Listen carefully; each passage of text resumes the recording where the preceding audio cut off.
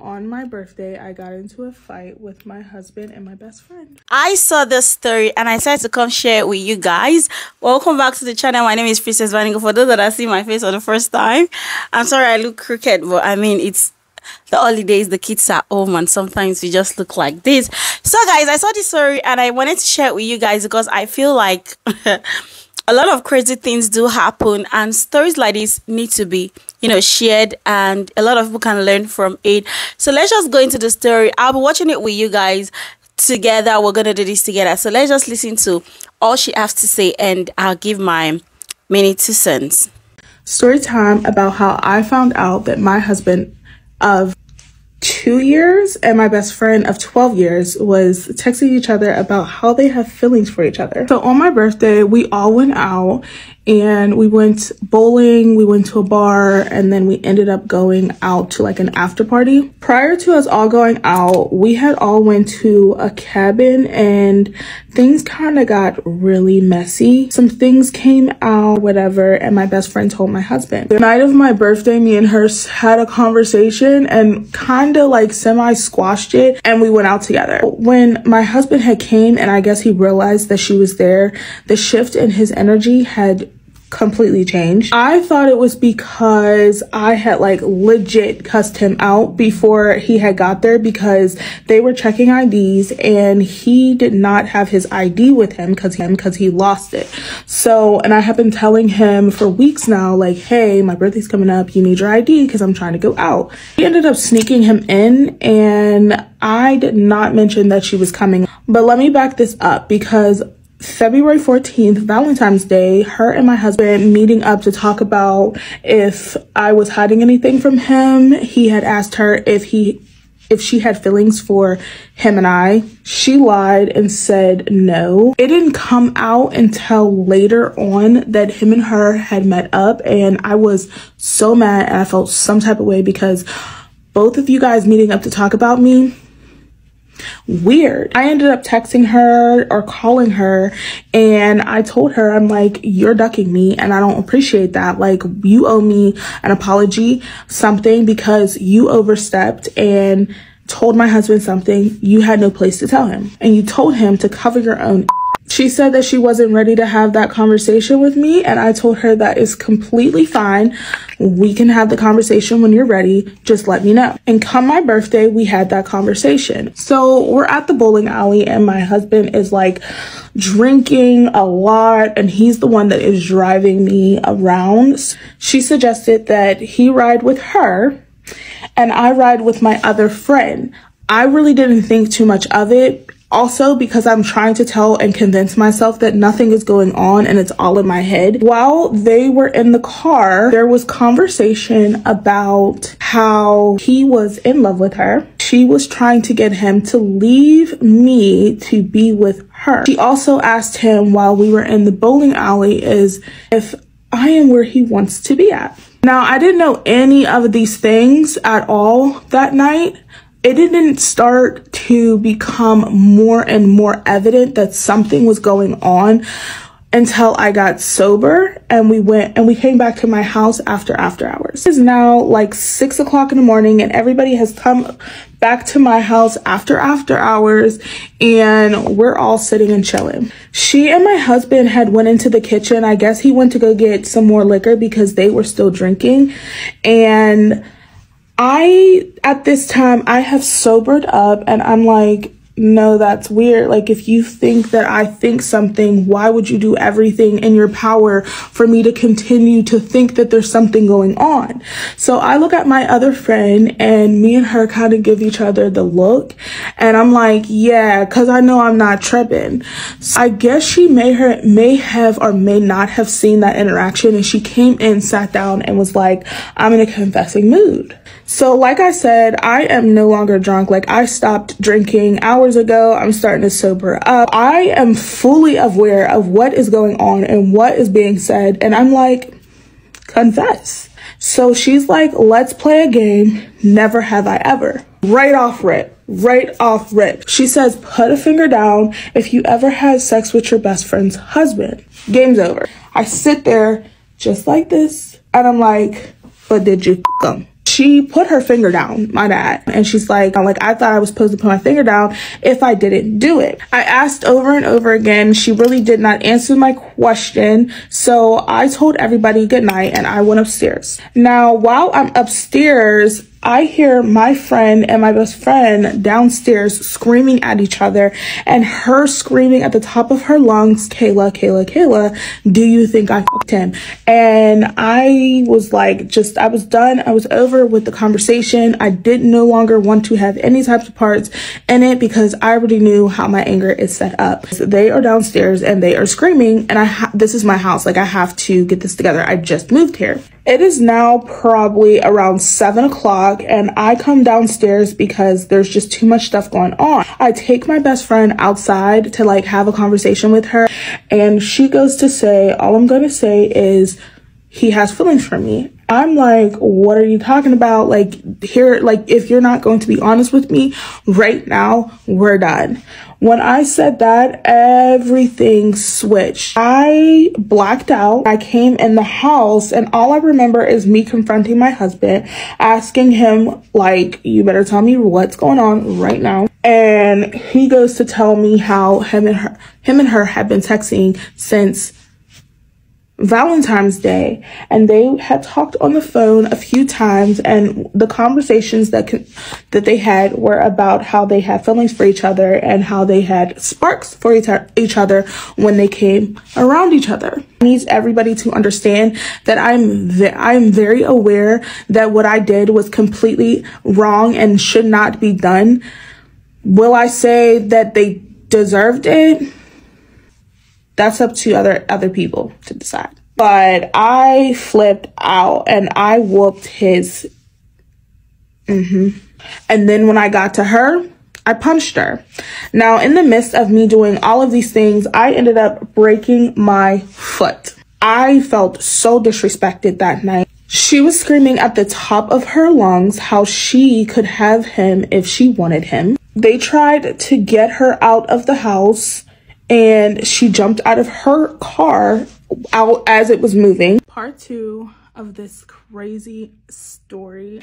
After everything had happened, they like took her outside, got her in her car, and I don't know what she was coming back to necessarily do, but she was trying to come back and she jumped out the car window. I've seen a lot of you guys asking like, punched her, why just one punch? There was multiple people there. Her brother was there, my friend was there, I had another friend there, my husband was there. Like, there was a lot of people. Oh, and her mom was there, and her mom knew about all of this as well. There was a lot of people there that prevented me from getting to her. So fast forward to March, me and my friends, we were going out, and she like called us, put us all in a group chat, on a group FaceTime, and she was on some like, what's up? I'm like, girl, I'm not fighting you. Like, it's been like, I wouldn't say so long, because this all happened in February of this year. So I wouldn't even say that it's been a long time, but I'm just not in a space where I want to fight anymore. So I was just basically on some like, no, I'm not doing this with you. If you want to have a conversation, we can talk like adults. At this point, I know everything, but it wasn't because of her. It was because my husband told me everything. And even then, at that point, he still wasn't even telling me everything. Over time, I got more and more of the story. You really hated me for real? I don't believe that she hates me. I just believe that she can't be a friend. I know a lot of y'all are gonna be like, what? No, that's just what it is. I've known her for 12 years. Me and her have been friends for 12 years. We've gone through so much in 12 years. So I'm looking at like other situations where what we've been in, and it's like, there's just no way that you just genuinely just didn't care for me. No, you care, you just didn't know how to be a friend. And I'm gonna be completely honest with you guys. I think that low-key she liked me. I really feel like she had feelings for me. But I also think, yes, she had feelings for my husband as well. Not just for me, but for the both of us. Us all growing up, like, we grew up together, and it used to literally always be us three. Like, it used to literally be us three doing almost everything together, chilling together. And it's never been that. It never really gave that anyways. Back in the day, it gave more jealousy, because it was more like, you have this and our paths are different and this, that, and the third. But we're getting off topic here. So the 4th of July, yes, this year, the 4th just passed. The 4th of July, I got a notification that she had tagged us all in a live on Facebook. I went to go look at it, and then I seen her drunk on live talking about how I tried to kill myself over him, how I fucked somebody in my marriage, how I'm a liar, how all I do is lay on my back. My husband is the reason why I have the things that I have. Also, like, throwing shots at her freaking brother. I wanted to so badly be the person that she wants me to be. Like, you want me to get on the internet, you want me to say all these things, you want me to put you on blast, you want me to tell your business, you want me to do these things because you're doing them to me. But I've learned over the years that at the end of the day, no matter what you say about somebody, no matter what you do, no matter how you portray something, people are going to believe what they want to believe. Either going to believe me, you're going to believe her, you're going to believe him, you're going to believe somebody. I don't care. She was the godparent of my sons. Again, off topic. I will make a separate video of like all of the warning signs, where me and my husband are today, where me and her stand today. Like, I'll give you a separate video, but I'm gonna finish this part of the video.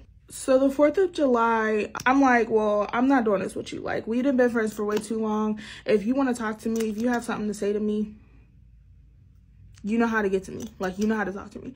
So I got off the live because I'm just not entertaining lies. She ended up calling me. She called me, we talked. She sent me very pointless text messages between the two. She tried to make it seem like they've been talking for a very long time. And a lot of those messages that I've already seen. Me and her, we fall out so many times. And yes, red flags. I know, thank you. At the time, like, I looked at her like a sister. And when I say she played herself, because at the end of the day, no matter how you want to look at it, I have been nothing but a friend to you. I have done so many things for you. You just could never say I was never there. You could never say that I was never a friend. And I'm never going to sit up here and try to make it seem like she's the only person that ever did wrong, but you did the biggest wrong. And I've always been there for you. And anything that you've ever done, including missing my wedding, I was still there. Let's talk about it. While this conversation is taking place, I have my sister and my friend all on FaceTime. So they pretty much heard everything, even down to her admitting to what she did, because she's been saying that I'm lying. Literally that night was on the phone like, I'm just gonna come over, I'm gonna bring a bottle and we're gonna talk. What? Ended that conversation with like, oh, you and I are toxic, like this is what we do. I'm like, no, I'm done. She's like, you're not done. You're not done. Like, girl, I'm done. Like, I don't know what more to say, like, and how to say that. Like, I don't know if I need to spell that out. I'm done. And it's crazy because I had got to a point where I'm like, I don't care to even hear your side, her side of the situation, because it's been for too long. This happened in February, it's July, and now you want to have a conversation. Your side is now irrelevant, because when you had the chance between those months to have it, or even the next day, or even the next week, or whenever I texted you and you told me to stay off that lake, we had more than enough time to have a conversation and for me to hear your side. Anyways, if you guys are catching on, sis is a drunk. She literally takes no accountability for anything that she does. I know a lot of y'all are gonna eat my back out for what I'm about to say next. A couple days passed. I reached out to her. After talking to my friend, I reached out to her to come and have a conversation with me. But it wasn't like the conversation that she thought it was gonna be. It was more so of a conversation as you need to go to rehab. Me being a friend, whenever it wasn't deserved, I'm like, let's look up some rehabs for her. Let's get some information, because honestly, this isn't her. This isn't the person that she is. Like, idiot, dummy. I know. Long story short, she did not take the help. That chapter's kind of just closed out. I'm not doing that anymore. It's just been nothing but toxic, the whole relationship.